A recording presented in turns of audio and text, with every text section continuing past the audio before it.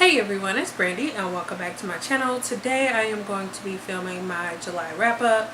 I'm not exactly sure how, but somehow in the month of July I managed to read 18 books. I've never read that much in a month, and I thought last month when I think I read 13 last month. I thought that was a lot, and I just went up to hopefully I can average the same this month. As usual, I am going to go through the books in the order that I finished them because that's just the way that I like to do things. So let's just go ahead and get started. So the first book that I finished in July was Temptation by Ivy Smoke. It's S-M-O-A-K. The cover should be on the screen so you should see. This book is like a new adult book about a student-teacher romance. When this story opens up, the main character, Penny Taylor, is actually sitting in a coffee shop hoping to run into her ex. She's sitting in his favorite coffee shop, and this is basically after she received a text from him. I think it was over the summer break that he missed her, so she came back to school early and she was trying to see him and she hadn't been able to. And on her way out the door, she actually runs into this handsome stranger, and there's an immediate attraction between the two. But soon after, she finds out that this guy is actually her communications professor. I actually ended up, for the most part, enjoying the story. I really appreciated that although there was an instant attraction between the two characters, I didn't feel like it was insta love. There was a lot of temptation between the two characters, and for a while they did resist it. We get to see their connection and them trying to stay away from each other and trying not to fall into the temptation of getting into this relationship with each other. But obviously with the new adult romance book, you know, something's gonna happen. Although I enjoyed this book for the most part, there were a few things that really bothered me while I was reading this. And one of the big things that really just irritated me was the fact that both of them made assumptions about each other, and then once they got upset about the assumptions that they made, their reactions to those were just really bad. And it just did not sit well with me, because it's like they didn't put any effort to try to get a confirmation about this or get an explanation or allow the other person to explain or anything. For Temptation, I ended up giving this book a 4 out of 5 stars. So the next book that I finished was Addiction by the same author, which, like I said, is the second book in the series. And it kind of picks up sort of where the first book leaves off. I don't want to give any spoilers, so if you're interested in reading this story, maybe skip this section until the picture of the book goes away. But like you can expect from most books about student-teacher romances, that the romance is going to get out. So a big portion of this book is following the fallout of people finding out about this relationship, and it ends up turning into like a school-wide investigation on this professor and trying to see if he took advantage of any of his students. And because of this investigation, or because of everybody finding out, basically their relationship kind of just stops. Like, he kind of just stops all communication with her. I get why he stopped communication with her, but I just didn't appreciate the way he went about it. In this book, I appreciated that we got to learn a little bit more about James's backstory. We get to learn a little bit more about where he came from, his family life, and why he is the way he is. The thing that I had an issue with that kind of carried on from the first book was the trust issues the two of them had between each other. Understood that these moments were put in the book to help move the story along, but I felt like there was no growth. I felt like every little moment that they possibly had to put their trust in the other person, they doubted the other person, and then it led into basically questioning the entire relationship. And then instead of talking through it and getting to the bottom of their trust issues, all they would do was have sex, and then it would be like the end of it. And I was just like, that's not how you handle that kind of situation. That's something you guys need to talk about, especially with the way this second book ended. And like, that's something you guys need to talk about. I decided to give Addiction initially I gave it a 3 stars, but as I was going through and putting my thoughts down on this, I was like, maybe a 2.5 stars. Okay, so this is going to be a lot longer than I thought, because I literally just spent almost 20 minutes talking about 2 books. The next book that I finished in July was Karela by Ashley Poston, and this is actually a modern day Cinderella retelling with a geeky twist to it. This book follows Elle Whittimer and Darian Freeman, and it's actually told in dual perspectives.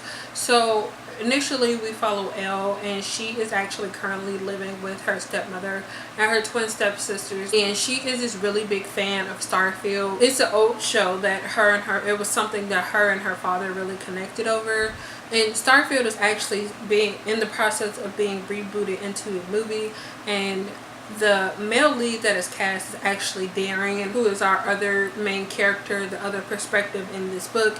And he's known for being in like a teen soap opera type thing. He's like really one of those really popular young actors. At the beginning of this book, Elle is actually trying to get to ExcelsiCon, which is basically like a Comic-Con that her father created with some other people based around Starfield, and she's trying to get there to win a cosplay contest so she can win some money in order to get away from her stepmother and her stepsisters. She finds out that Darian is cast as his lead, and she's really unhappy with this decision, so she takes to her blog and she basically rants about her feelings. After seeing not only Elle's response but others' response as well to him becoming the male lead of the remake of Starfield, he decides that he doesn't want to make an appearance at ExcelsiCon, so he ends up trying to contact the creator of this con in order to cancel his appearance. And it turns out he ends up reaching Elle because she actually has her father's old phone. They end up texting back and forth to each other without realizing who the other person is. So I will quickly give my thoughts on this because I actually have a mashup review where I talked about this book already. So besides all the Cinderella retelling parts, I really liked the story. If all of those parts were taken out of the story, I think I would have liked to enjoy the story so much more, because I just felt like these characters were really abusing her Elle, and I just really did not appreciate that. But everything else that centered around Starfield and ExcelsiCon and the whole fandom, I just really loved. So if you guys are interested in seeing more of my thoughts, I would definitely suggest you guys check out that mashup review. The next book that I finished is Skippy Volume 1, the 3-in-1 edition by Yoshiki Nakamura. So this actually has volumes 1 through 3, and pretty much the majority of all the editions I own of this actually are the 3-in-1 editions. So this manga series follows Kyoki Mogami, and I believe she's 16, and she actually follows her true love Sho. It's S-H-O, that's his name, and she follows him to Tokyo and to support him in his dreams of becoming a famous musician. But once he becomes famous enough, once he starts getting some traction in Tokyo, he kind of casts her aside, and he's just basically like, I don't need you anymore. I just brought you out here to support me, take care of me until I got where I needed to go. So once she finds this out, her heart is broken, and she swears to get revenge on him. And he basically tells her the only way you can get revenge on me is to enter the entertainment career. But she decides that she's going to go to the rival agency, LME, and she's going to go and get her revenge on Sho. That's pretty much how this series starts and what it follows. I don't even know how to talk about this because, like I said, it is 3 volumes in one, and I've actually already read this series. I started out reading the free scans online when you just read a chapter at a time. I was reading that like way back in high school, I think, and I found out that they had physical copies on Amazon, and I've been really wanting to collect them, so I decided to just go ahead and pick these up, and I just absolutely love this series. It has me going through so many emotions. It deals with so many things. But I would highly suggest this. I love this series. I gave this first one a 4 out of 5 stars. So after that, I was actually on a roll for my manga. So I picked up Skippy 3-in-1 edition volume 2. So this is volumes 4 through 6. And I gave this one a 5 out of 5 stars. And then right after that, I picked up Skippy the 3-in-1 edition volume 3, which is volumes 7 through 9.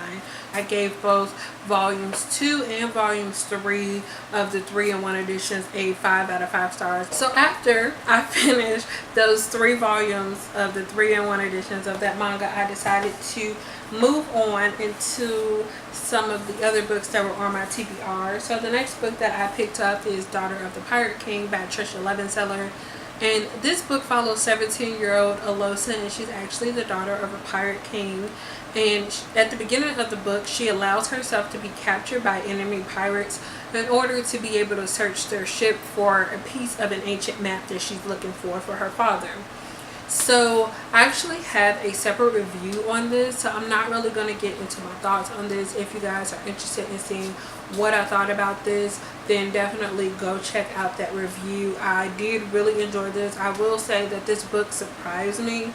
I definitely was not expected to enjoy this as much as I did, and I ended up giving this book a 4 out of 5 stars. So right after that, I decided to pick up another one of my ebooks that I had, and I picked up The Two Princes of Summer by Nisa Letter. This book follows Scarlet, and her mother recently committed suicide, and because she is grieving, she is actually lured into this land called Fairy by this guy named Cade. Cade and his brother Wraith are actually heirs to the summer court. The king is dying, so they're actually about to enter into a competition to see who gets to become king of the summer court. The Fae in this book actually feed off of human emotions. After Cade feeds off of Scarlet's emotions, her grief, he realizes that her emotions have this amazing amount of strength that no other human that he's come upon has had. So Cade lures Scarlet into Fairy because he wants to use the power that he gains from her emotions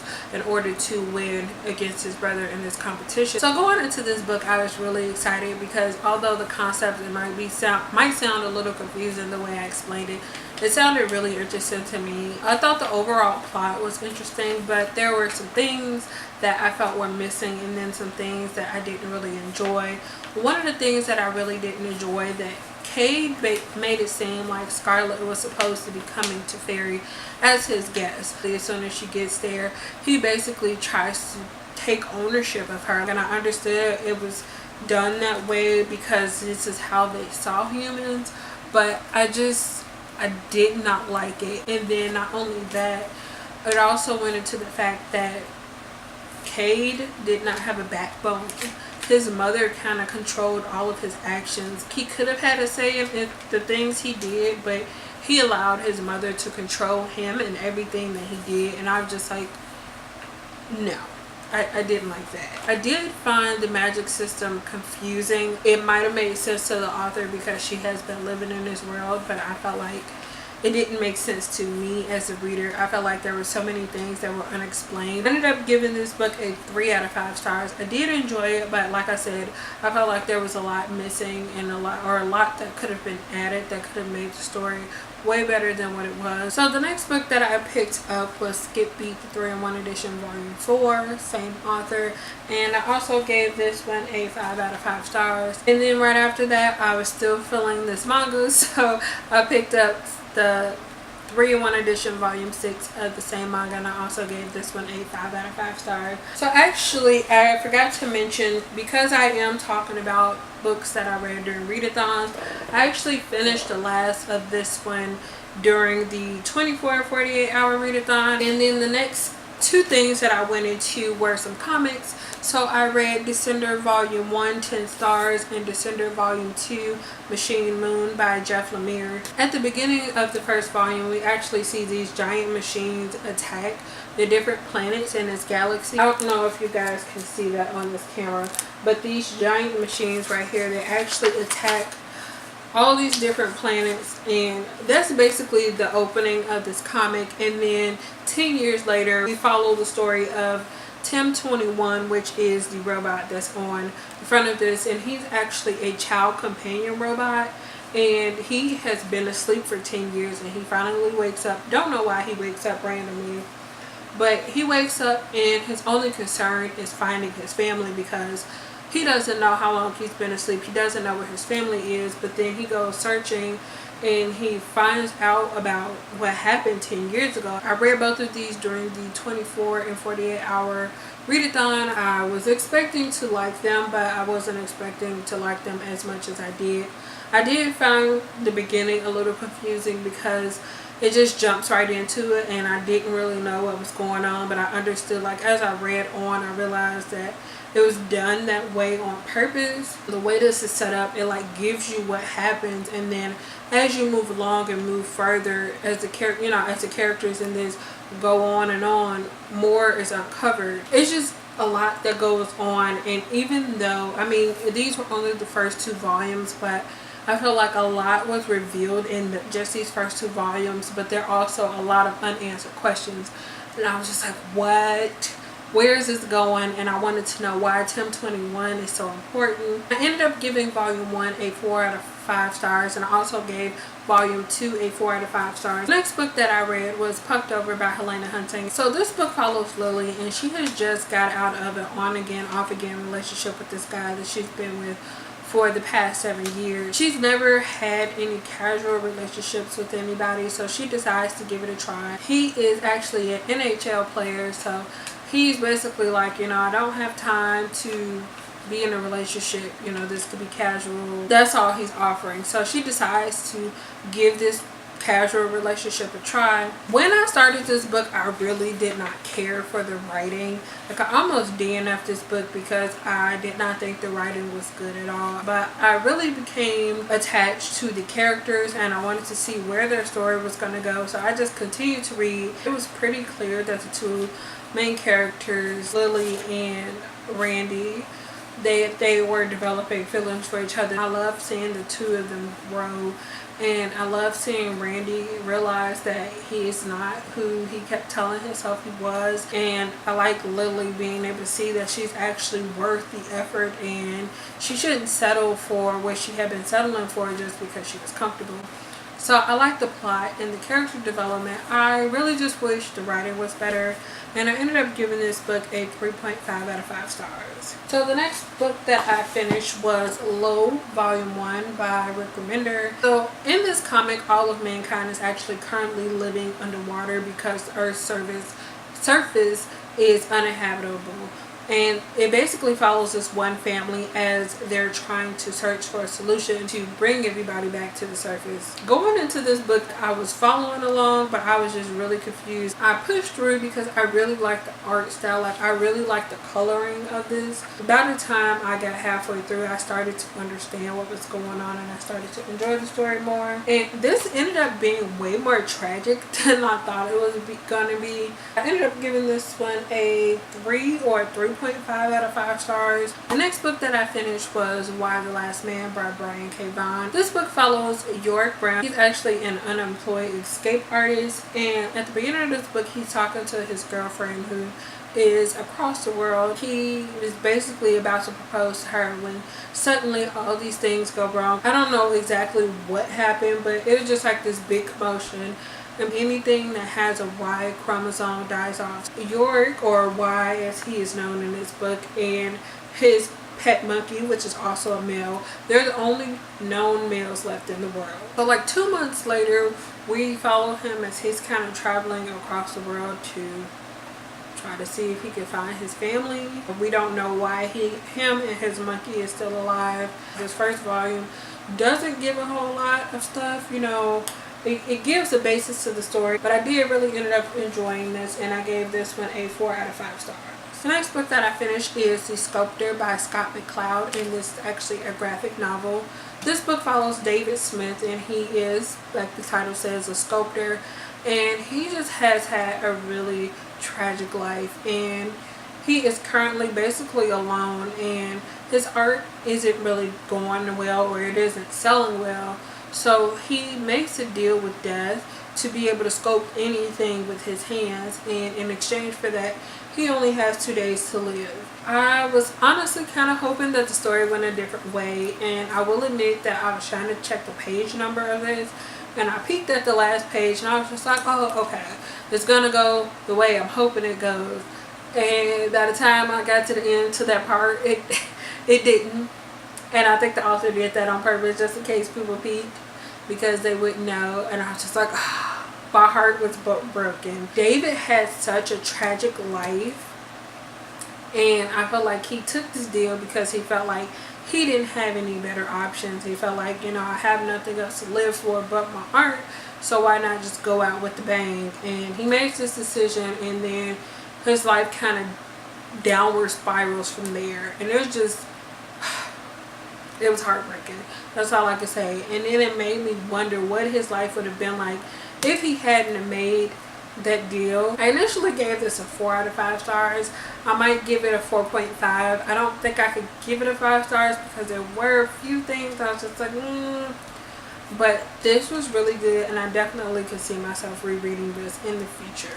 The next book that I finished is Harry Potter and the Sorcerer's Stone by J.K. Rowling. This is the illustrated edition, and I read this, or I listened to the audiobook while I flipped through this illustrated edition.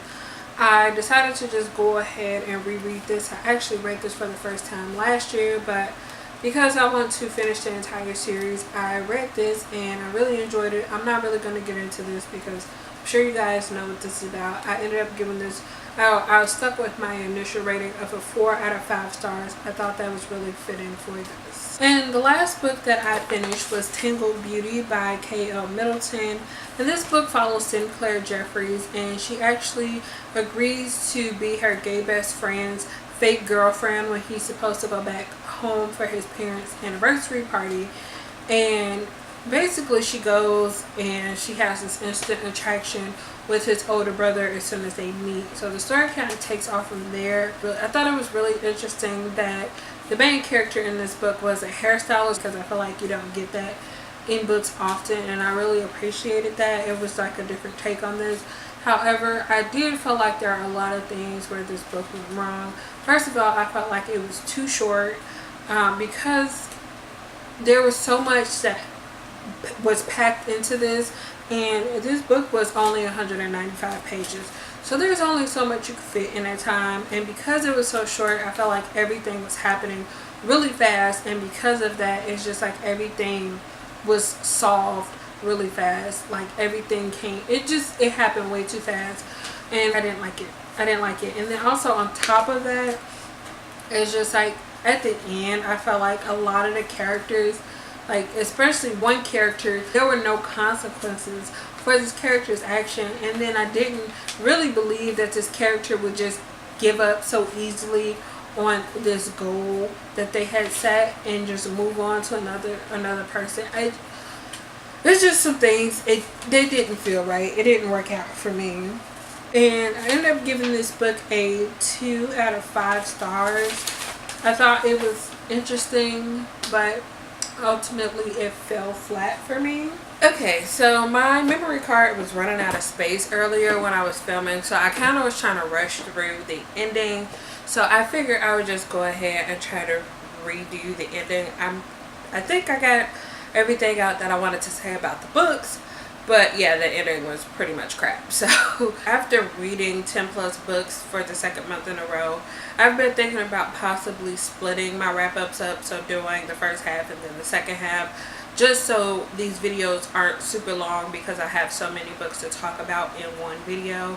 So if you guys would like me to do that, just go ahead and split the wrap-up up, then let me know in the comments and I can do that. But if you guys like having all the books in one video, like just one wrap-up, also let me know. I do have an August TBR. I decided that I'm not going to share my TBR with you guys. I have one personally written out, but I feel like it's a lot less pressure if I have a TBR set for myself, and I know what I want to read, but I don't feel forced because I told you guys that I'm going to read those books. Those are all the books that I read this month. Let me know what you guys read in July. If you have read any of these books that were on my wrap up, let me know what you thought about them. That's all I have for you guys for this one, and I will see you guys in the next one. Bye.